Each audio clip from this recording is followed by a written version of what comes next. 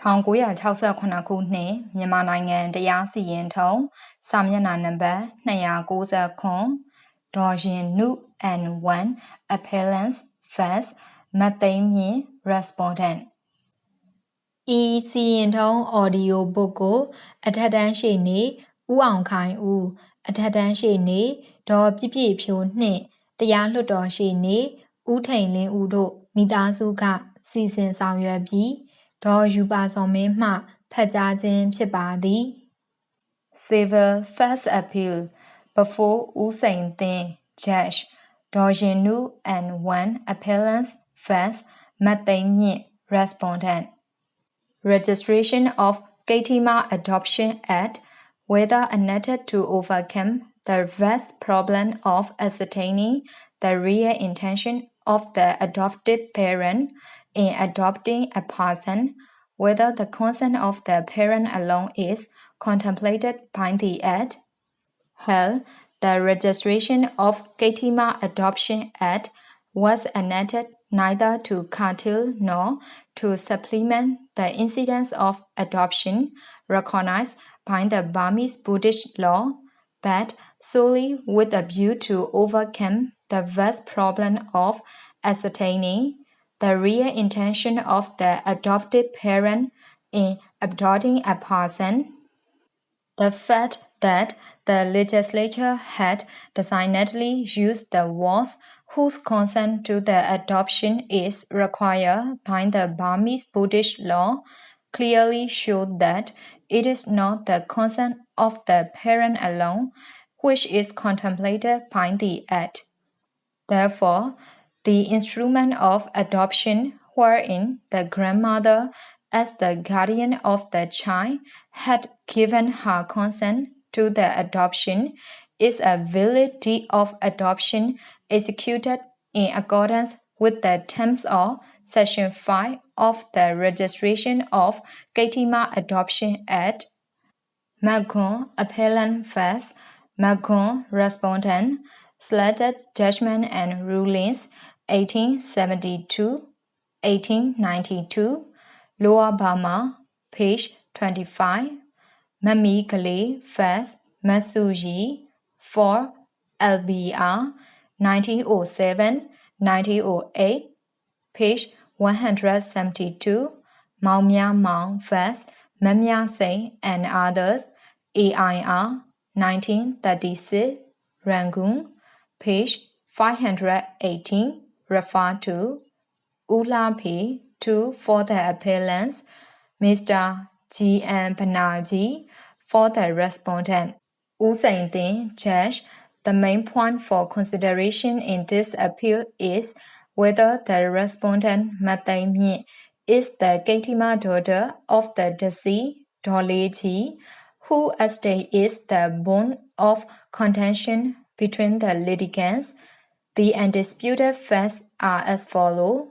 On the 5th of May 1962, at Rangoon, the deceased Doleji, a Burman Buddhist who was then 64 years old, executed a registered deed of adoption by which she adopted a 3-year-old child, Matai Myin, daughter of Maung Yo and the deceased Machan Tin, as her Kaitima daughter. The deed was executed by Doleji and Do-A King, the latter being the guardian and maternal grandmother of Matai Myin, and was attested by 2 witnesses. Maung Yo, father of Matai Myin, did not sign the deed, and it is on this ground alone that the appellant now seeks to invalidate the instrument of adoption as being contrary to the provisions of Section 5(1)(b) of the Registration of Kaitima Adoption Act. The relevant portion of Section 5 reads as follows. No dispute as to the right of any person to inherit as or through a Kaitima son or daughter shall be entertained by any court unless the fact of the adoption is evidenced by an instrument executed by the person making the adoption and if the person who is adopted is less than 18 years of age, then find the person or persons, if any, whose consent to the adoption is required by the Burmese Buddhist law. These provisions contemplate execution of the instrument by the person making the adoption, and in the case of minor adoptees, by the person whose consent to the adoption is required by the Burmese Buddhist law. In the present case before me, there is no dispute about the fact that the instrument was signed by the person making the adoption, viz. Doleji, but the competency of Doekin to sign the deed on behalf of the adoptee is being challenged by the appellants on the ground that she was not the parent but only her grandmother. It is contended that the deed should have been signed by Mao Yu, who was alive at the time of the adoption. Thus, the problem whether the deed is valid or not hinges on the question as to who are the person whose consent to the adoption is required by Burmese Buddhist law. As a general rule, the consent of the natural parent is essential for the Dhammatas refer to the adopted children as children obtained by request from their parents and adopted publicly. This definition clearly connotes consent on the part of the parents in giving away their children in adoption, and it was presumably on the basis of this definition that in MYINT Appellant First, MYINT Respondent 1, as also in several subsequent rulings, it was observed that the consent of the natural parents is a legal condition for a valid adoption under the Burmese Buddhist law. It would therefore appear that if the natural parents are alive at the time of the adoption, then unless their consent is expressed, there can be no valid adoption. But this does not seem to be an invariable rule, as can be seen from the ruling in the case of Mamikali First Masuji 2, where it was held that the adoption was proof, although the consent of the father, who was alive at the time of the adoption, was not established. In the case of Maomya Mao First, Mamya Singh and others 3, it was also observed that although the consent of the natural parents is a legal condition for adoption, yet where it is established that although the natural mother of the adoptee did not give her express consent to the adoption, yet she acquiesced in it, it must be taken that she consented to it. Thus, it seems clear to me that under certain circumstances there can be valid adoption in spite of the absence of express consent on the part of the parents at the time of adoption. In Mamikali case 2 cited above, the adoptee and her mother were left behind by the father to shift for themselves since the adoptee childhood, and that seemed to be the reason why the father expressed consent at the time of the adoption was held to be not ineligible. So also in the case of Maomya Mao vs. Mamya Singh 3, where the circumstances of the case indicate abandonment of the child by her mother, the latter expressed consent at the time of the adoption was held not to stand in the way of a valid adoption.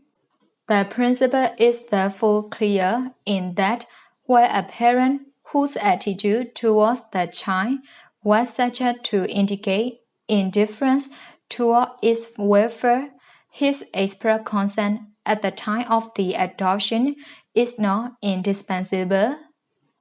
Now the facts which have been proved beyond doubt in the present case before me are as follows. MYINT is the daughter of Mao and the deceased THEIN died when MYINT was only 2 years of age. Since then, she was brought up by her maternal grandmother, with whom she lived together in the village of Takwakong. Goyo, however, continued to stay in his native village of Shibogan, where he contracted a second marriage. It is also in evidence that Goyo was desirous of giving away his daughter in adoption to someone willing to look after her properly. Thus, Goyo's relationship with his daughter after the death of his wife may be said to have been somewhat strained.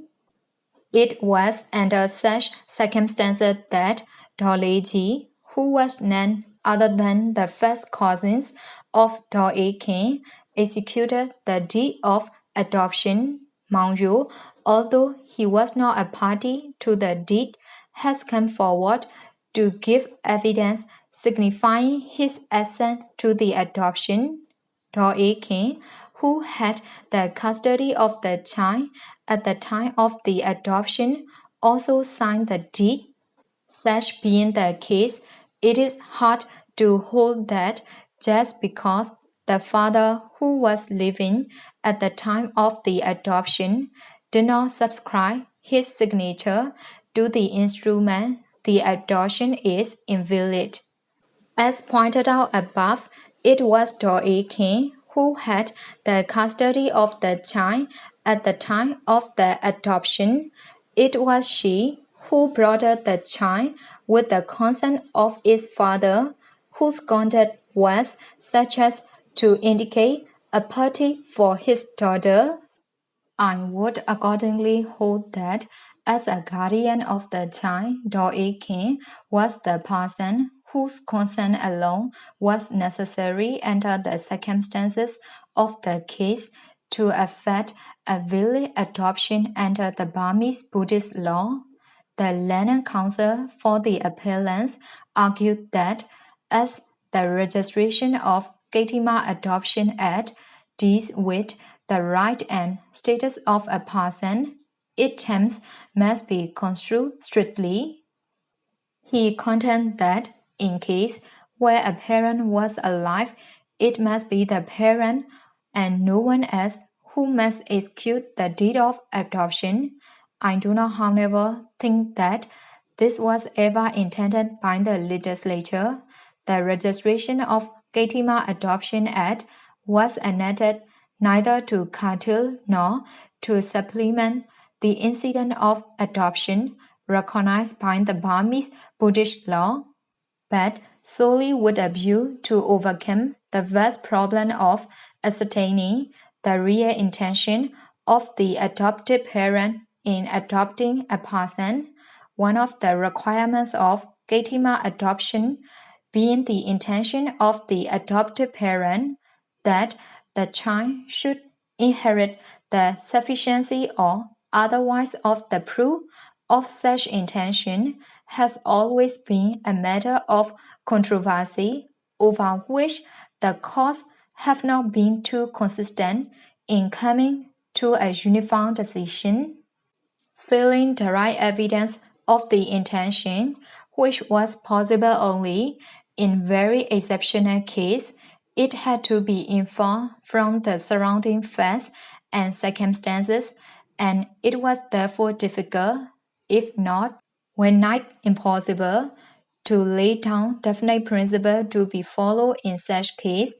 It was with a view to tide over the difficulty that the Act was enacted, embodying all the elements that were required by the customary law relating to adoption in Gatiman form. The fact that the legislature had designedly used the words whose consent to the adoption is required by the Burmese Buddhist law clearly showed that it is not the consent of the parent alone which is contemplated by the Act, I would therefore hold that the instrument of adoption under consideration before me is a valid deed of adoption executed in accordance with the terms of Section 5 of the Registration of Katima Adoption Act. In the result, this appeal fails and is hereby dismissed with cause. Advocate fee is assessed at 3 gold mohars.